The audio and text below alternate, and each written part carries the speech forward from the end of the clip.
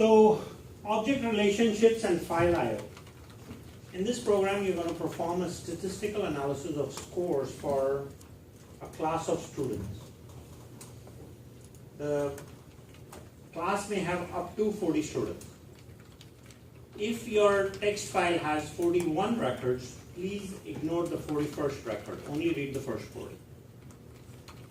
There are 5 quizzes during the term. Each student is identified with a 4-digit student ID number.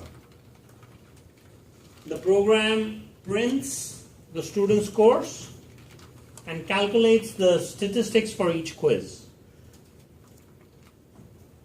As you see below, there is this sample data. Do not confuse the sample data for like whatever the low, high and average values are, those may not be real here, except all this data should appear in nice columns, which I know you guys can do with printf.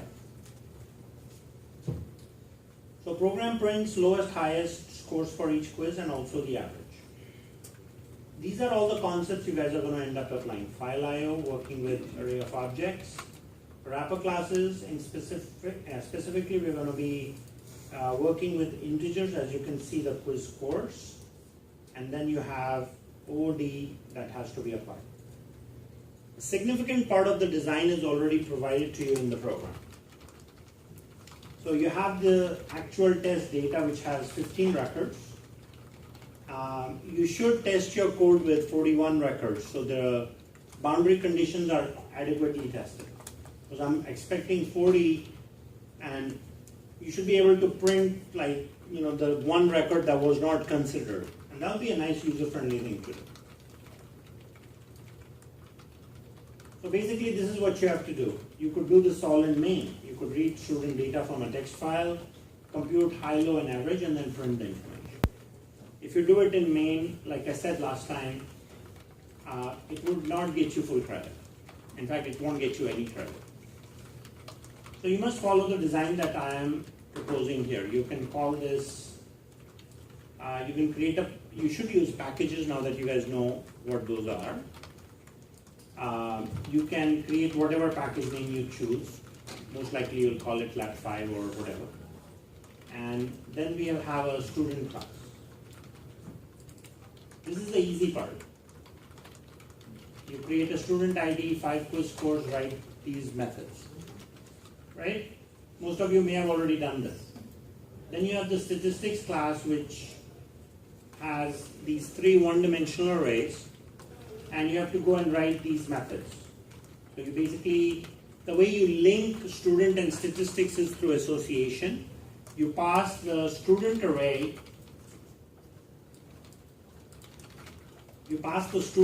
by reference to find low, find high, and find average values. I'm assuming these 2 parts are going to be the easiest. I mean, going through an array of students to figure out low, high, and average scores. I mean, since you have done so much statistical analysis in 3, number 4 should be a lot easier. That's my hope. The last thing, another class is the util class, which has a read file method. The read file method, you have to take the file name and return an array of students. That's similar to the code that was written in the previous assignment 3. What is the process by which you can do that? And this is I think the area where most help might be needed.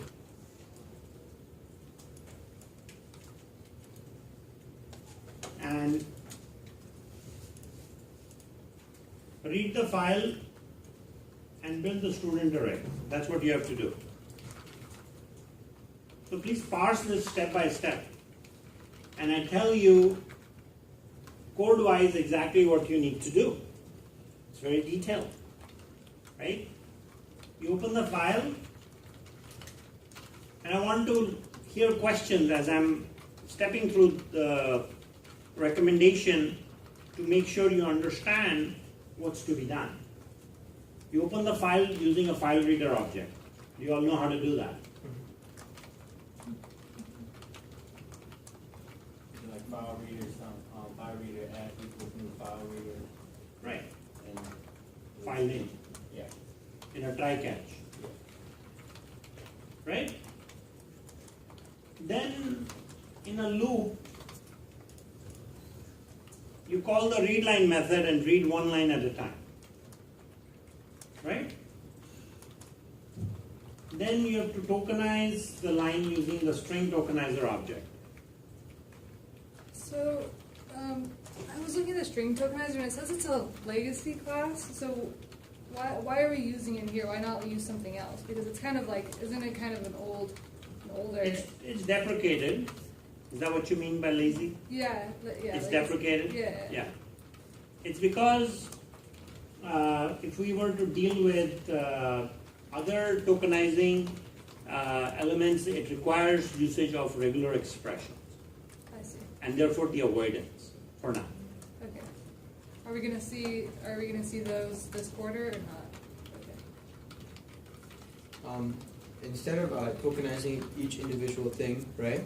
And then can we just go read line? So we skip the first read line because the first one doesn't have any empirical data, and then after that we go dot, like you can like in through the file reader. There's like methods to just read each next token. So then could you go like skip the first line, then skip the first token of the second line, and then put the rest in an array, and then just parse it with the integer wrapper class? There is more than one way of solving this problem. Yeah. As long as you're able to read the data and analyze, if you're doing it another way, that's perfectly fine. Okay. The way I am suggesting is right here. So, this part of the code, how do you do this?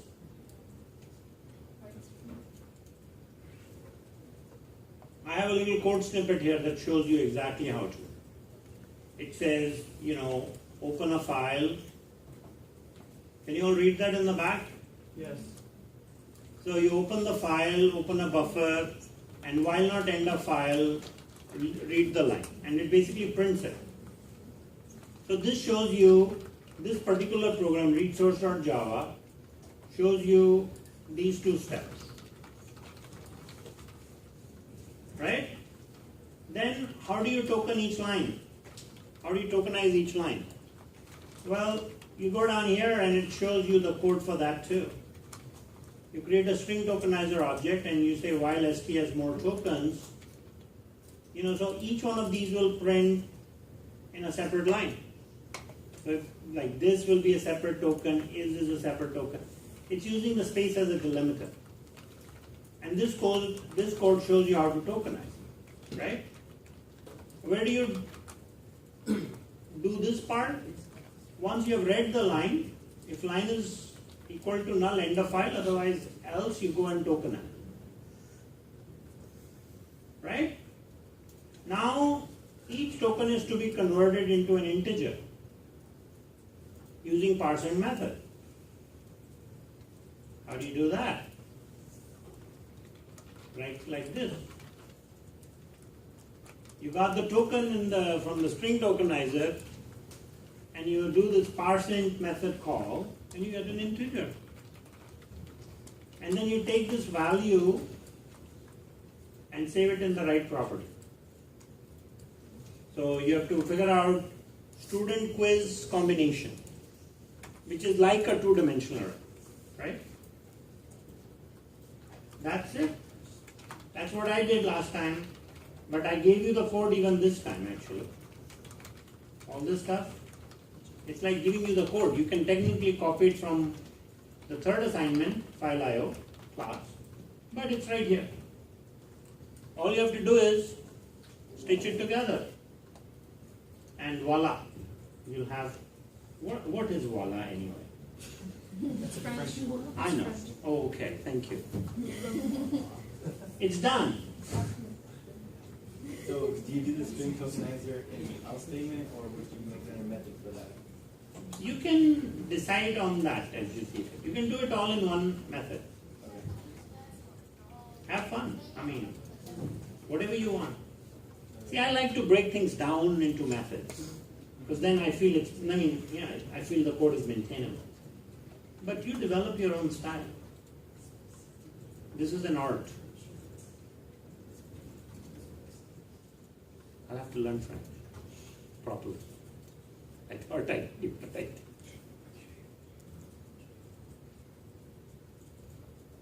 How did we do on Lab 4? Questions, people in the room? Lab 4. Yeah. Oh, is this Lab 5? Yeah, that's lab This 5. is Lab 5. Alright. How did we do? I just have one question. In lab 4, we had to create an array of the object ship, right? And then in each different index of the array, assign it to the different child class of the ship, right? For the second part. Is your question related to 5? Oh, I thought you had a question about lab 4. No, I meant 5. Oh, okay, my bad. Never But mind. I'll answer that in a minute. I just want to turn off the video and then answer. Oh yeah, sure. Any questions on this lab, number 5? Is everyone okay? Like, it's all about feeling good, right? Not really. I don't really understand packages. Huh? Don't really understand a package. Oh, how to create packages? I mean, I created it, and then I put package, lab 5, semicolon, and then it just error. You know, Well- I try to copy the same syntax, but it doesn't work. Well, let me show you how to create a package. And then declare 1 or 2 variables, and then if you're getting some errors, you can say that's the error and fix it. So just give me a second here.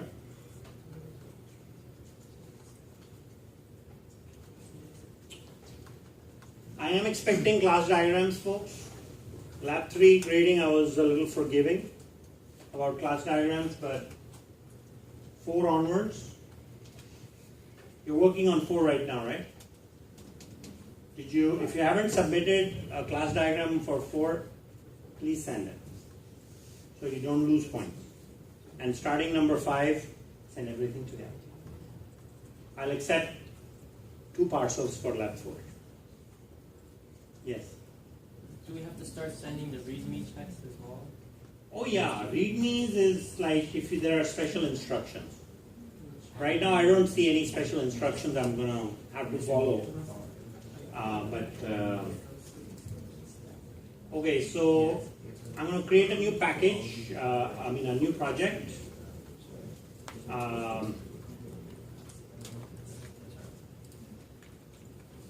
We'll call it testing packages.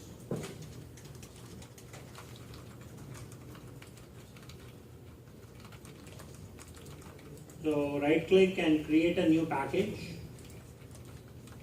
Let's call it Lab 5.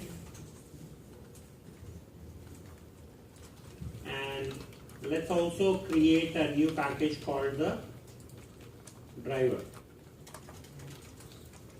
So that way you can write your main class in the driver. So I'll just create a new class and we'll call it driver, and we'll have a main end. And Lab 5 will have many classes, like class C1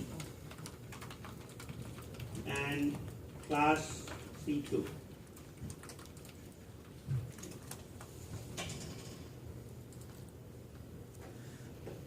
So you see the package statement. So if I created a private variable and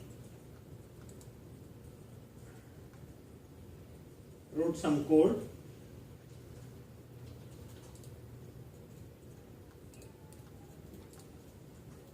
then I go in the driver, so I can save all these files. If I go in the driver, I want to instantiate C1.